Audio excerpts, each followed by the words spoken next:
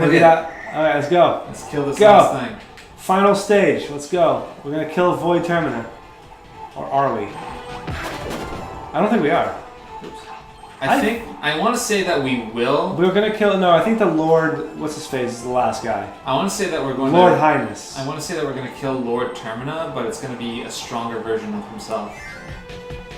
Because in Kirby Triple Deluxe, they did something like that. Do you remember in Kirby Superstar where it just had boss rush called the Arena? Yes. Kirby Triple Deluxe had the. I think it was called the True Arena. The True Arena? Yeah, it had the Arena and the True Arena. The Arena was just a boss rush once more. Yes. And then you got to the final boss, and she was slightly stronger than she was before. But in the True Arena, you got like hidden ultimate versions of bosses that were like 3 or 4 times stronger, and they all whipped out new shit. And they all got their own custom cinematics. That's pretty neat. Did you beat it? Yep. It took some fucking doing, I'm not gonna lie. Well, you know how it is. Sakurai and Kirby games, like, you know, it's like, oh, the first time you play it, it's easy. And then when it goes like, oh, you want a challenge? You want to go? I think I like that sort of design philosophy where, like, Kawasaki. Yeah, if you want a real challenge, or if you're a casual player, then you're gonna have a fairly casual game just to play. I will jump in. Now he dies, and we get all the food.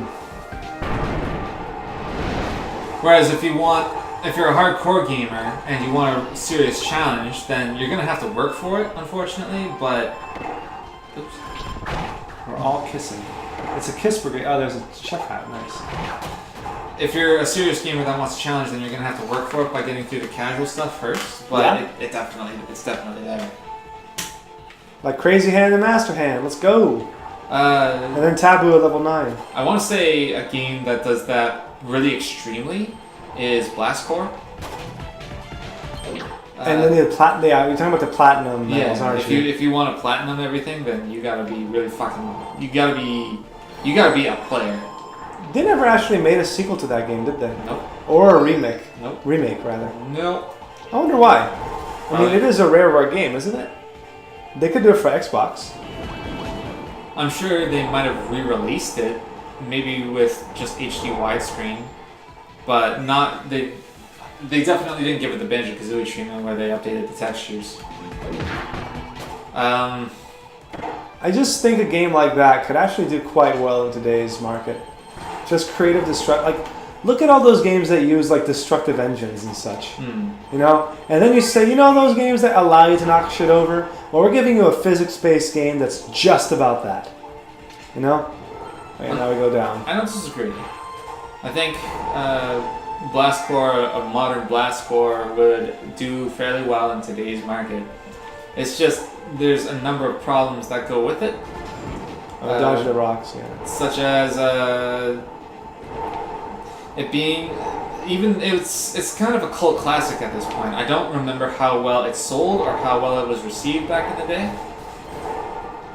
And if it wasn't so well known that the idea hasn't been done already, as in remaking it for HD, Julie needs some help, by the way. Yeah, I noticed that. It's okay, I can make some food. Then, just right here.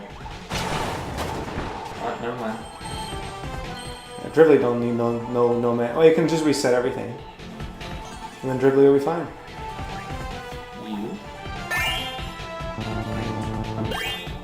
You. And her. Alright, let's move on. So in any case, you're saying a game that would do well.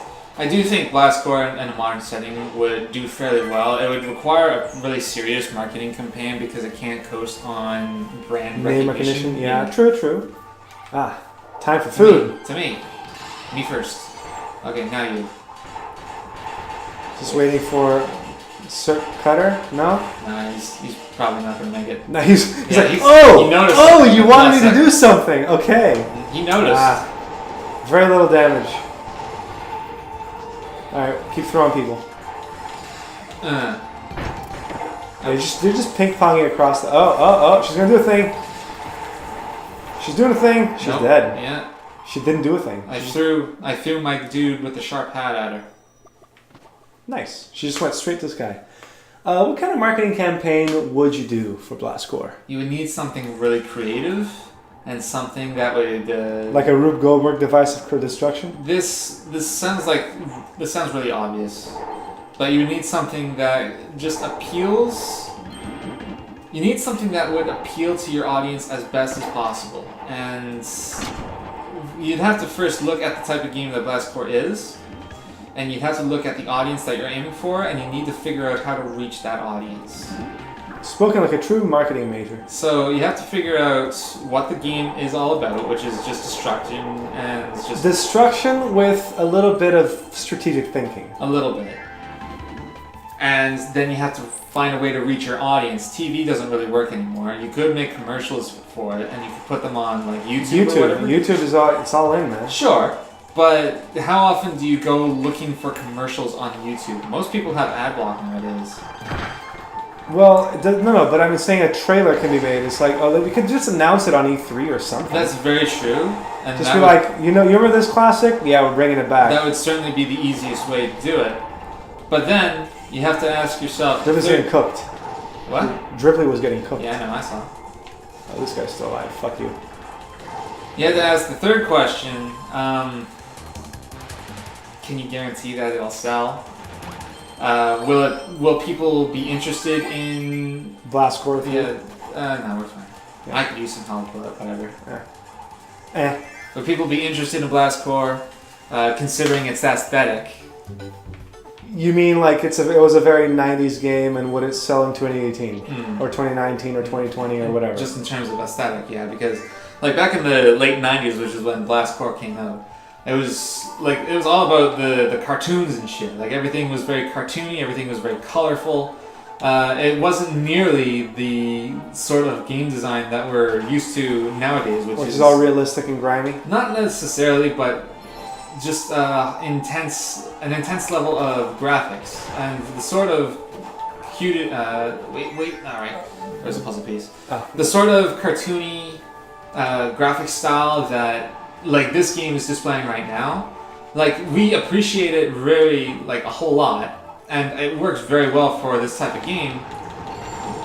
We just crushed the dude. Yeah, but this sort of fuck, we missed. This sort of graphical style is reserved pretty much strictly for Nintendo and what they do, and.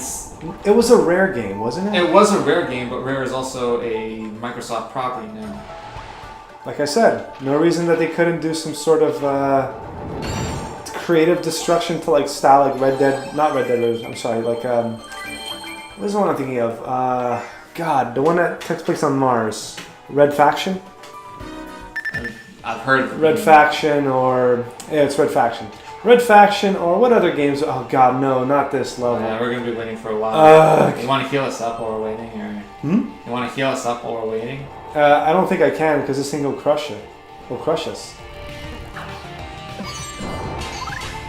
Oh, okay, you're right. There we go. Oh, now I have to wait because I fucked it up. Oh, whatever. Yeah, whatever. Another minute. In any case, I know. A lot of games, you're saying the aesthetic. I disagree. I think a game like Blast Corps, as long as you didn't try to sell it as like, oh, now it's got realistic graphics, because it never was about that. I agree with you there.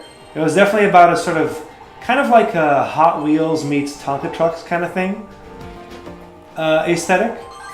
And, and I think that worked. I mean, of course, it also got really silly with the Pac-Man levels and billiard ball level. I know what you're talking about. And even some of just some racetracks, it's a little bit of everything. And I think it could work quite well if you just kept a kind of like a Rocket League vibe look into it. Yeah, Rocket League is a good example.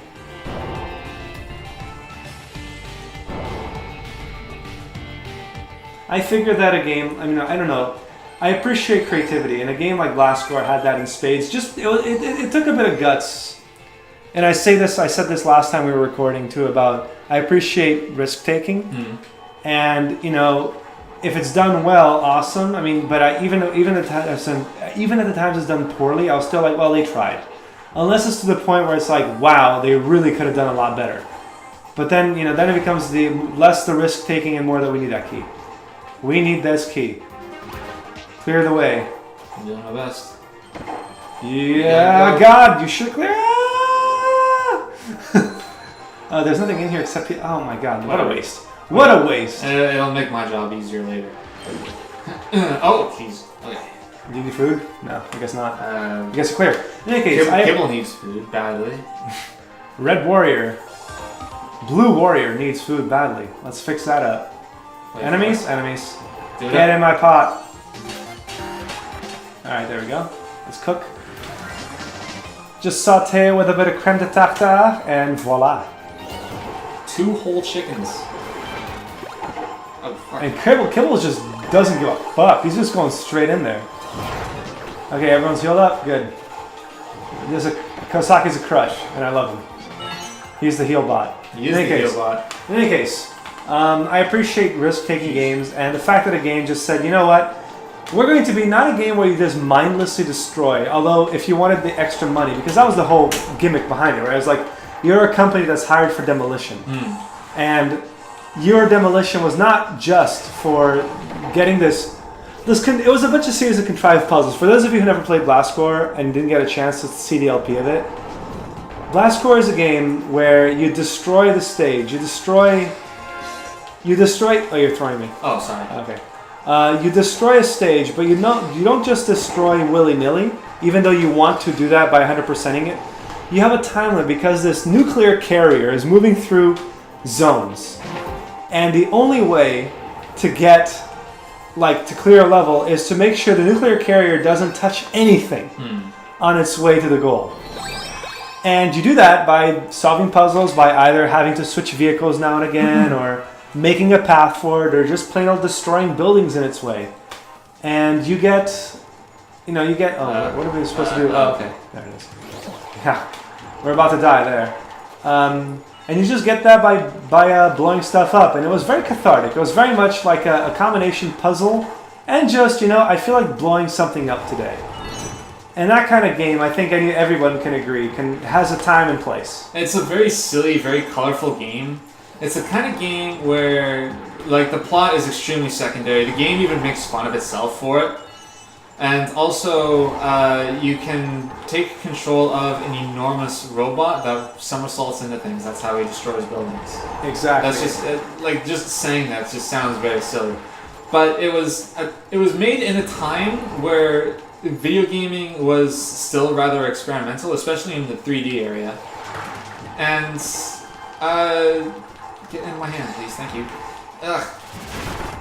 And it was allowed to make that sort of, where am I? There I am. Games, we couldn't really define what games were, whatever. We couldn't really define what games were at the time. We just... What do you mean you couldn't define games as they were? I'm sorry, I have to interrupt you. I mean, 3D games. It was still kind of an experimental time. We're coming out with games like Banjo-Kazooie, where a bird lives in a bear's backpack and they go beat up a witch. But the core concept of the game is still platforming. I mean, sure, aesthetics-wise, very, very creative. That's what I mean, because even Blast Corps, it was kind of the same deal where the thought had been come up before, where you just go around and you just destroy a bunch of shit. Like you said, it's kind of cathartic. It's not something that gaming is new to. It's not a concept that gaming is new to, but the aesthetic is. Where you jump in a robot, in a giant robot, and you destroy them by somersaulting into things. And the main goal of the story is to not let a fire truck crash into anything, even a fence. It was not yeah. Yeah, it would it would go up on fences. Yeah. I mean, it was very helpful, big arrows saying, it's going to hit here. Clear this out. Yep. I don't know, I just figured that, I think when you're saying gaming was an experimental time back then, that's, you may be kind of what's the word I'm looking for? You may be trying to, I almost jumped us off there. I think you're maybe just trying to make excuses for games today. And I disagree with you. I think gaming today is still quite creative and still quite potential of, we didn't hit that switch. I was supposed to. I guess we were. How are we supposed to? Jump here.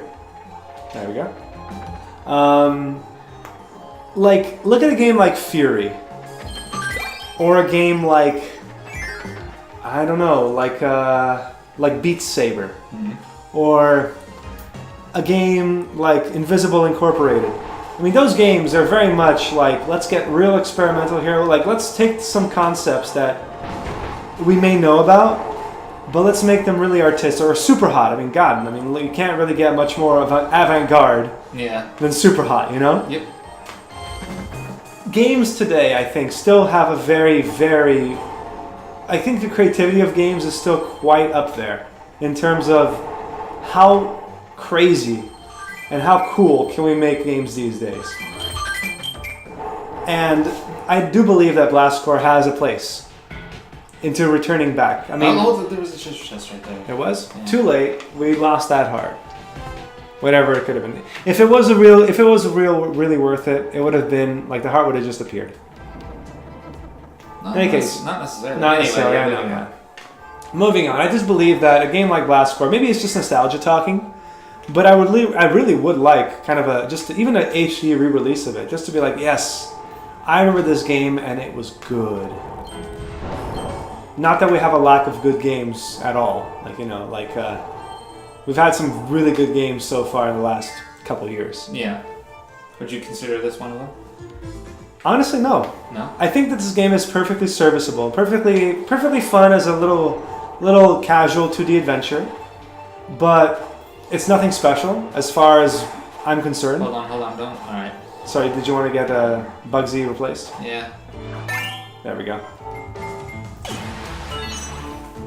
I believe games such as, even though I played only a little bit of it, I think Mario Odyssey is a freaking sweet game.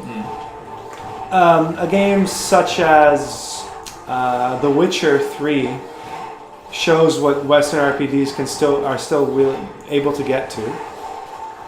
I haven't played Persona 5 personally, but oh jeez, that thing's gonna hurt. Okay. I believe a game like Persona 5 could exemplify still JRPGs is still a thing. Don't count them out. Ultimately, I think that we're still, we may not be in a gaming renaissance or a golden age of gaming, but we're still in a damn good time of gaming. Sure. And we don't necessarily need Blastcore or anything like that. That's just me. That's just the fanboy in me, the nostalgia in me, saying that was a good game. You know? Yeah. Is there a game that you've seen re-released that you really think that shouldn't have been? Like, it should have been better to remain in the dustbin of history? Bomberman Zero. Bomberman Zero? Yeah. Was that even supposed to be a Bomberman game? Yeah, it was. It was? It was Bomberman remade to be... It's a very realistic thing, right? Yeah, for adult audiences. It was the exact same game. The camera was a little different. But it was the same concept. Like, you still got into a bunch of corridors and you still threw bombs at people. And the bombs exploded down the corridors towards everyone. Oops, shouldn't have done that. Yeah, you're right. Nice, there we go. There's a big heart up there for life. Personally, I would say a game... I mean, people may roast me for this, but I believe a game like Fallout 76 should not be in development as is. A lot of Fallout fans would agree with you, I think. And I spoke about Fallout last time, like as a game that you should play. I just believe that even Fallout 4 probably shouldn't have been.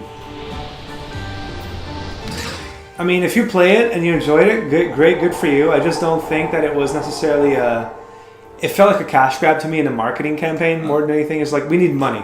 Let's make money. That's what that strikes me as, Mm-hmm. And sure, if you want to just let's fire up a little bit of this and get some fun. Jesus, that was me. That was my jump. My bad. I'll take credit for that one, or the blame for that one. I did notice that you were controlling it a little more often than I was. Yeah, I was like, I can jump this. I'll let you jump it. Just to get my thought out. I believe certain games, just like these days, did we really need them? Probably not. A game like Federation Force, Definitely didn't. Can you name a modern game that we did need? That we did need? Yeah. How far back would we say for modern game? Let's say 2005. 2000. Wow, you're going back. All right, then. 13 years. I don't even know it came out in 2005. All right, fine. 2010. 2010. What came out in 2010? Skyrim, maybe? No, I don't recall what came out. I think Skyrim came out 2011, 2012. 2011, 2012. What came out in 2010? What came out in 2010? I would not be able to tell you.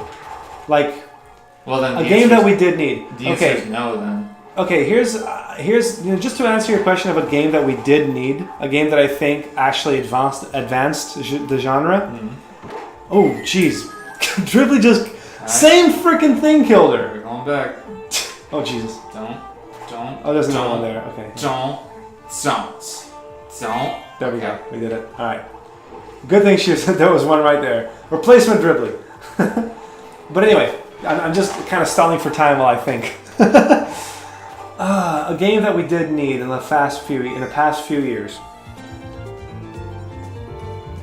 Let me just take a moment to think about this. I know you haven't played it, but Breath of the Wild. It doesn't even have to be a Nintendo game necessarily. I'm trying to think of a game that actually pushed a boundary of what a game could be. Undertale, maybe? That's a tough call. I mean, Undertale... I'll say this. Undertale was an amazing game. I actually enjoyed it quite a bit. It wasn't as far as gaming goes and a story goes, it was good, it was excellent, but not perfect. Mm. It was great, but not... Right. But not... Well, what's the word I want to say? Jump at the square. You know what? No, I think I will say that Undertale was a game that was made at the right time for what it was. Because what the game does, it's talking about fandom. It's talking about, like, getting too invested in something. And I think in today's age of social media, that is a valid, not criticism, but a valid warning to make. Because I think that it is a thing that... You go in that door. I can't lose Ghibli again. Yeah, I'm just waiting till it lets me through. There it is.